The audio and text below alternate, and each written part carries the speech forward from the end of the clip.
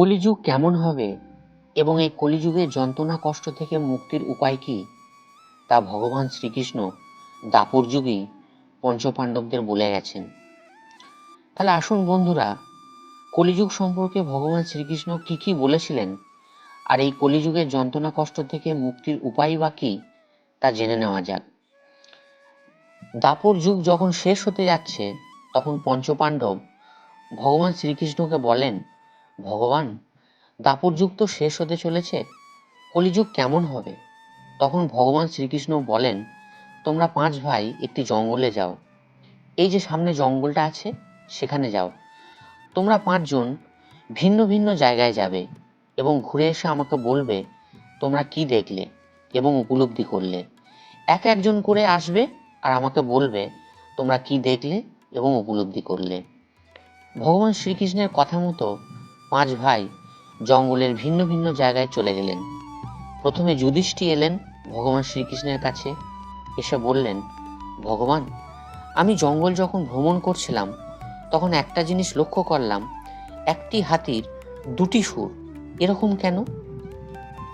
তখন ভগবান শ্রীকৃষ্ণ বললেন, যুধিষ্ঠির, তুমি ঠিকই দেখেছ, কলিযুগের মানুষও হবে এরকম, যে তারা এক কথা বলবে আর একটা জিনিস করবে, এক প্রতিশ্রুতি দেবে আর একটা করবে, এক ভরসা দেবে আবার অন্য কিছু করবে। তাহলে দেখুন বন্ধুরা কিভাবে মিলে যায় কথাগুলো। এবার দ্বিতীয়তে ভীম আসে। ভীম এসে বলল, ভগবান, আমি যখন জঙ্গলে ভ্রমণ করছিলাম তখন দেখি একটি বাছুরকে তার মা আদর করছে এবং চাটছে। গরুটি বাছুরটিকে এত চাঁটাই চাটছে যে বাছুরটির ছাল চামড়াই উঠে যাচ্ছে। এটার মানে কি? তখন ভগবান শ্রীকৃষ্ণ বললেন, কলিযুগের মাতা পিতাও এমন হবে, তাদের সন্তানদের এত অন্ধ স্নেহ করবে, এত অন্ধ ভালোবাসা দেবে যে সন্তানরা একটা উপযুক্ত মানুষ হওয়ার পরিবর্তে সন্তানদের মধ্যে বুদ্ধিহীনতা, অসহনশীলতা তৈরি হবে। ভবিষ্যতে পিতামাতাকে দেখা তো দূরের কথা, সন্তানরা পিতামাতাদের সম্মানটুকুও করবে না। কড়া শাসন না করে অত্যধিক স্নেহ ও ভালোবাসার ফলে সন্তানদের মধ্যে মানবিক গুণ ও মূল্যবোধ আস্তে আস্তে কমে যাবে। দেখুন বন্ধুরা, ভগবান শ্রীকৃষ্ণের বলে যাওয়া কথাগুলো কলিযুগে কিভাবে মিলে যায়। এবার তৃতীয়তে অর্জুন আসে।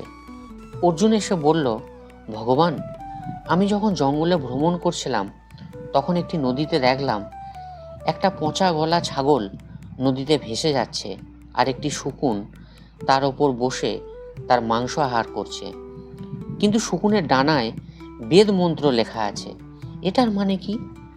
তখন ভগবান শ্রীকৃষ্ণ বললেন, অর্জুন, তুমি ঠিকই দেখেছ, কলিযুগে এমন কিছু ভণ্ড সাধক ধার্মিক পণ্ডিত থাকবে যে তাদের স্বার্থসিদ্ধির জন্য তারা কাজ করবে এক, কিন্তু তাদের মানসিকতা থাকবে শকুনের মতো। কলিযুগে চারিদিকে চোখ কান খোলা রেখে তাকালেই বুঝতে পারবেন কথাগুলো কতটা মিলে যায়।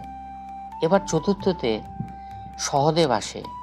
সহদেব এসে বললেন, ভগবান, আমি যখন জঙ্গলে ভ্রমণ করছিলাম তখন দেখলাম একটি কুয়ো।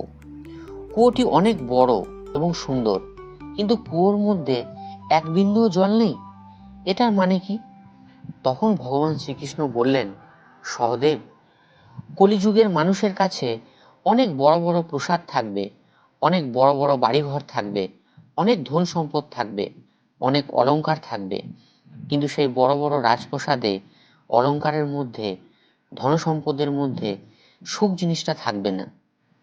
দেখুন বন্ধুরা, ভগবান শ্রীকৃষ্ণের বলে যাওয়া কথাগুলো কিভাবে এই কলিযুগে মিলে যায়। এবার পঞ্চমে আসে নকুল। নকুল এসে বলেন, ভগবান, আমি যখন জঙ্গলে ভ্রমণ করছিলাম তখন দেখলাম পাহাড় থেকে একটি বড় পাথরখণ্ড গড়িয়ে গড়িয়ে পড়ছে, বড় বড় গাছকে ভেদ করে নিচের দিকে গড়িয়ে আসছে। অনেক বড় বড় বৃক্ষ নষ্ট হয়ে গেল, কিন্তু আমি একটা জিনিস লক্ষ্য করলাম, একটি ছোট্ট গাছের মাঝে পাথরটি আটকে গেল এবং নিচে থাকা অনেক জীবজন্তু পশু পাখি নিশ্চিত মৃত্যুর হাত থেকে রক্ষা পেল। এটার মানে কি? তখন ভগবান শ্রীকৃষ্ণ বললেন, কলিযুগে এই পাথরখণ্ডটি হচ্ছে পাপের মতো, যা আমাদের কাছ থেকে সমস্ত কিছু ছিনিয়ে নেয়। ঠিক বড় বড় বৃক্ষের মতো। বড় বড় বৃক্ষগুলো যেমন নষ্ট হয়ে যায় বড় পাথরটির জন্য, ঠিক তেমনি কলিযুগে এই পাথররূপী পাপ আমাদের জীবন থেকে সুখ, শান্তি, ধনসম্পদ, মানসিকতা সব কিছু ছিনিয়ে নেবে বা নষ্ট করে দেবে। আর ওই ছোট্ট গাছটি হলো এই কলিযুগের সমস্ত পাপ হরণকারী মন্ত্র, হরে কৃষ্ণ হরে কৃষ্ণ কৃষ্ণ কৃষ্ণ হরে হরে, হরে রাম রাম রাম হরে হরে। এই হরিনাম যে করবে কলিযুগে, সেই ব্যক্তি সমস্ত পাপ থেকে মুক্তি পাবে, সর্ববিপদ থেকে রক্ষা পাবে, জীবনের সমস্ত হতাশা দুশ্চিন্তা থেকে মুক্তি পাবে। যে ব্যক্তি এই পাপ হরণকারী মন্ত্র উচ্চারণ করবে না, সেই ব্যক্তি ওইসব বড় বড় গাছের মতো ধ্বংস হয়ে যাবে। সমস্ত পাপ সেই ব্যক্তিকে আষ্টে পৃষ্ঠে জড়িয়ে ধরবে। তার জীবন থেকে সুখ, শান্তি, আনন্দ, সমৃদ্ধি সমস্ত কিছু নষ্ট হয়ে যাবে।